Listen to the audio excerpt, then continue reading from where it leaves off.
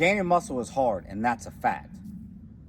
We're going to help you understand how to overcome those obstacles. I'm here with Byron Ross from Byron Ross Fitness, IFBB Pro. Byron, you put on a lot of muscle. What'd it take? Eating for your goals. Number one, having a plan. Make sure you eat for your goals, eat big, lift heavy weights, progressive overload, and then rest and recovery. So a plan. How long is your plan? 3 months, 4 months, a year? What's your strategy?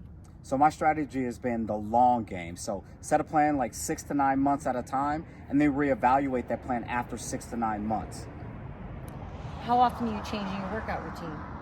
That doesn't change very often. So what we want to do is stick to the plan consistently, something that yields results. That way you can track your progress through the amount of weight that you're lifting. Are you gaining muscle? Are you PRing? Are you taking enough long rest breaks, deload breaks? All that has to be included. So what if you're a beginner and you're talking to a 19-year-old right now, they know they're on the thin side and they want to get a plan? Well, number one, research people, get a coach, actually hire someone, or even just sit down with someone that you admire or you look up to and find out what they did to get to where they wanted to be. So what'd you do when you were 19? Well, it was not as much information out there, but I stuck to the plan. I continued to lift. I knew I had to eat, and I ate any and everything possible. Yes, it wasn't as macronutrient based as we are now, but I continued to eat and focus on lifting weights consistently. Did you make any mistakes? Of course I made mistakes over the years. The biggest thing was trying to be lean too often instead of spending time trying to grow because I was worried about having abs, when in actuality, if I knew what I knew now, I would definitely spend more time at maintenance or in building phases and care less about being lean. All right, so help me understand, what's a building phase? A building phase is where you eat either at maintenance or caloric surplus, about 200 to 300 calories, sometimes more than that, over your maintenance, and you do that for a consistent amount of time so you can build some muscle, put on some weight, get stronger, and that may require a little bit of body fat as well, but a structured plan to stay there. Not 3 months, not 6 months, but something more than 6 months. So you're saying I have to eat consistently. So you do this in phases, or are you just bulking all at once? I know I've heard about this dirty bulking. So if I'm young and I'm trying to do it the right way, how do I do it? Well, ideally, you don't really want a dirty bulk because that's going to lead to more fat gain. You want to have a plan, once again, like I said, making sure that's based off of your macronutrients for your goals, your physique, whatever that may be. Getting structured carbs, proteins, and fats every single day consistently. Something I hear from young men, I eat a lot, but I'm not growing. Well, if you're not growing, your ass ain't eating a lot. It is what it is. How's their base? I mean, how do they know if they've always ate 2,000 calories for let's say, for example, they take it up to what, 2,500? So you can take it up to 22, 2,300. Track your weight consistently for like a week or two. If your weight doesn't go up, you still didn't go high enough. But then you have to ask yourself, have you been consistent with hitting those calories? Not one day you hit them, 2 or 3 days you don't, 4 days you hit them, 2. It's had to be every single day consistently. So what are some of your consistent habits that you've done? I know you just competed in Masters Olympia. I mean, what took you there? Consistency. Doing a lot of the same things over and over, trying not to reinvent the wheel, taking pride in the fact that I get to stay in this phase for a while instead of wanting to jump from phase to phase. Be sure to stay to the end of this video to learn Byron Ross's top 3 tips for gaining muscle. Not paying attention to others, either other competitors or my coworkers, who's trying to get lean or who's in a growing phase. I'm in my lane, focused on my thing, doing my thing. So tell me, if you can, describe for me, what is your thing? You get up in the morning, what is your consistent habit that's helping you do what you do? So one of the first things I always do, Monday through Friday before I go train clients, I make sure I eat breakfast. But then my plan is already figured out the night before. So I figure out my macronutrients, my food, or my food that I'm going to consume for that day. So I know what I'm having for breakfast. I know when my snack is. I know when I'm drinking my creatine. I know when I'm having lunch. I have 2 water bottles out at the gym every single day where I get 100 ounces at work. I know what I'm having for dinner. I know what I'm having for my bedtime snack. Day in, day out, I do these things consistently to yield results. That's the way it becomes a habit. So typical man, I'm guessing 18 to 35, they're in school, they're really busy. Like how do you do it? Like, are you busy or is this what you do all day? First, I would ask yourself, how much of a priority is this? And hell yeah, I'm busy. I train 8 to 10 clients a day. I'm at my gym from 12 to 14 hours. So I feel if I can make time and find the time to get these things done, to grocery shop, to go to bed on time, to get my training in. And just because I own a gym doesn't mean the weights pick themselves up. The food does not cook itself. So these are a goal. This is my priority. Yes, I want to burn the candle at both ends, and I've gotten better at this since I've gotten older, but I also got to rest and recover because you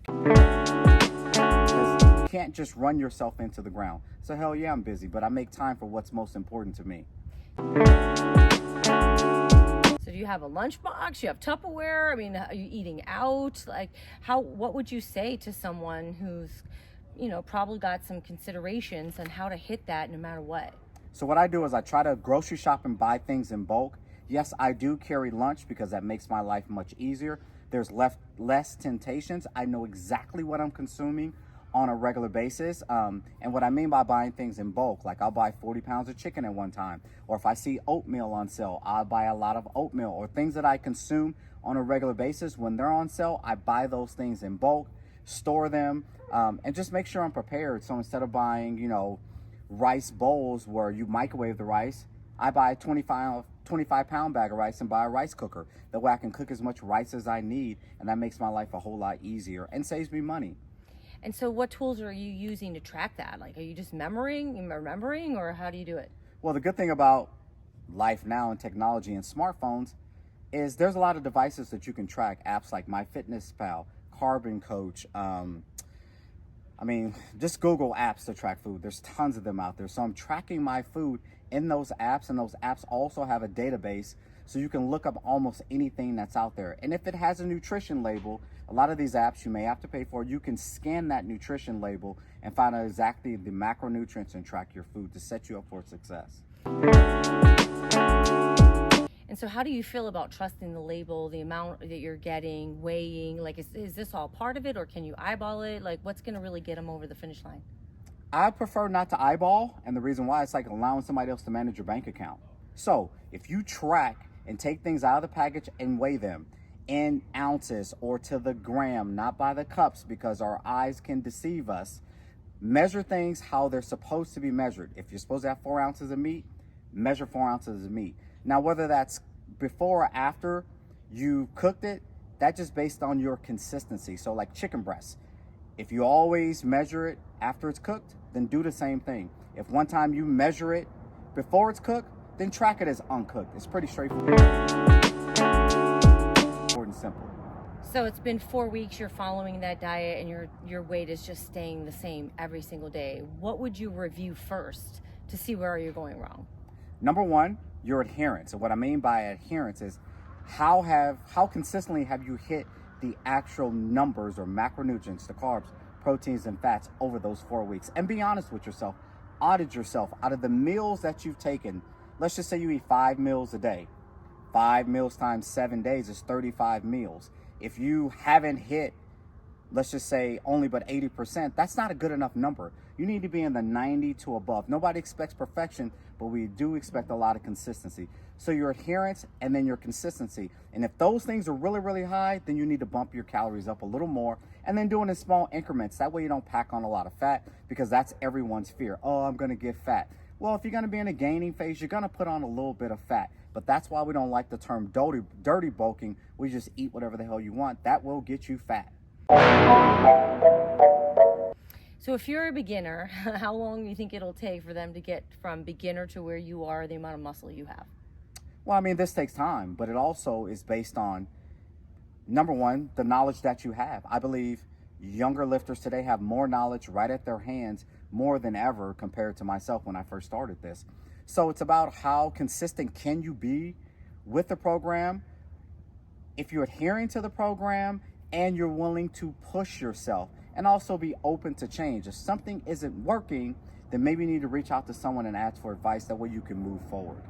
Well, it's hard to put numbers on things, but would you say it's like 50% lift heavy and 50% diet, or is it 60-40, or where do you put your priorities? I put the priority 100% on all of it. Number one, nutrition is king. Nutrition is king. If you put 80% into your nutrition, you're going to get 80% of what you put in. And that's a B last time I checked. That's not good in my books. So nutrition is king, first and foremost, 100% there. Then your training, how effective your training is, progressive overloading, and the program based on your goals and what it is you want to accomplish, that's 100%. Some cardio for your heart and your lungs for overall health, and then rest and recovery.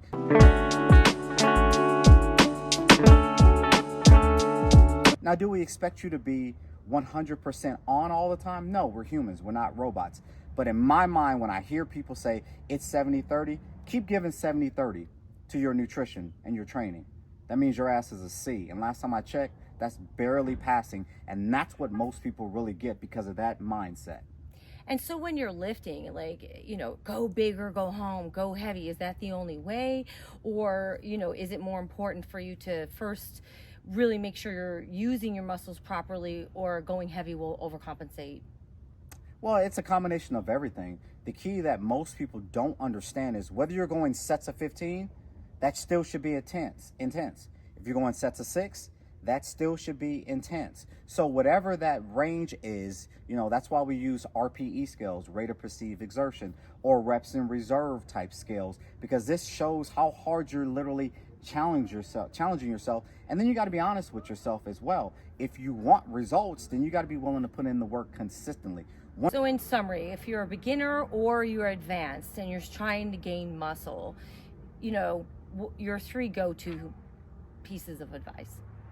Number one, make sure you dial in your nutrition consistently. Be very adherent to your nutrition. Make sure your macronutrient profile is dialed in, the amount of carbs, proteins, and fats that you get in every single day. Number 2, making sure you have a well-structured program based on your ability level, and then you execute that at a very high level. A plan is only as good as its execution. So if you're not executing well, I don't care who writes the plan, it's not going to get you that far. Then that plan is making sure you do some cardio as well. Cardio has huge major benefits for the heart and lungs and can help with your recovery.